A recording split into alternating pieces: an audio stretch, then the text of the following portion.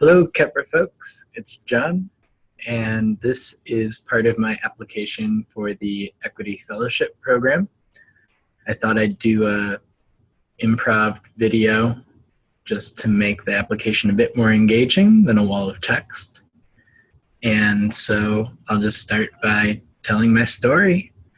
Some of you may know, but my story starts way back growing up in a progressive household, although I like to say that I got involved in community organizing rather despite my father as opposed to because of him, because he was quite the authoritarian and fairly emotionally abusive towards my mother and especially towards my brother, who had behavioral challenges, learning disabilities of sorts growing up.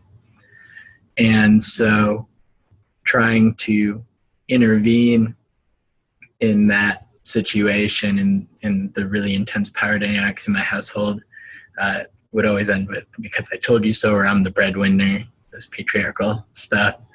And so I really was not very involved in my family. I was super involved in high school. We were living in one of the more conservative counties of Wisconsin at the time, and because my parents had worked a bit in the environmental movement, I was friends with the more liberal folks at my school who happened to be in this social justice club.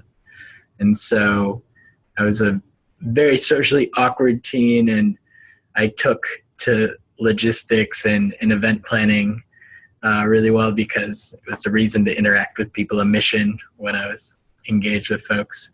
And so I left to college soon thereafter, and I just looked for the most active group on campus there, which happened to be a labor and student solidarity organization called Student Labor Action Coalition. It was a horizontally organized collective focused on direct action.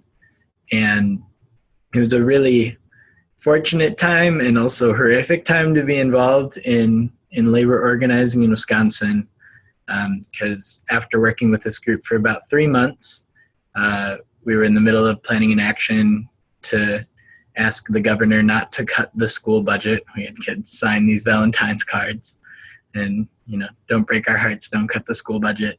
A week before that event, the teachers union came into our meeting, was like, change your event messaging, drop everything, everyone's going to the Capitol, because these draconian attacks against labor had just come out from the Imperial Governor Walker, as we like to call him. And not just that, but also attacks on women's reproductive rights, immigrants' rights. And so we were expecting 200 people at the event. We'd been planning the Valentine's Day event. 2,000 people showed up, and then 5,000 people, and then 10,000 people, 100,000, 200,000 people, more than the Vietnam War protests, which Madison, Wisconsin was a hotbed for that struggle.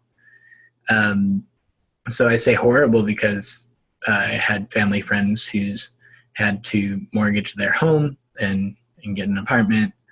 My dad was working in the public sector at the time, coincidentally working for a labor union, and also trying to unionize the staff of that union.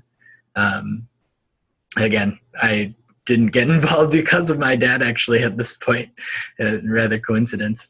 But yeah, my dad lost his job. He had just started with a new company, and my family ended up having to move out of the state to find him a job that made a similar salary so he could keep paying my brother's med bills. And my parents got stuck with a house on the market. This was 2011, just the housing market was still down. And so they went bankrupt. And I ended up basically having to drop out of school because of that, as my family was footing about 40% of my bills at the time. UW-Madison tuition's quite high. So there was a lot of trauma in that, but then there was also this really amazing vision within the State House, because we occupied it for 17 days. We had free daycare, free emergency health care. There was even an IT department on the second floor.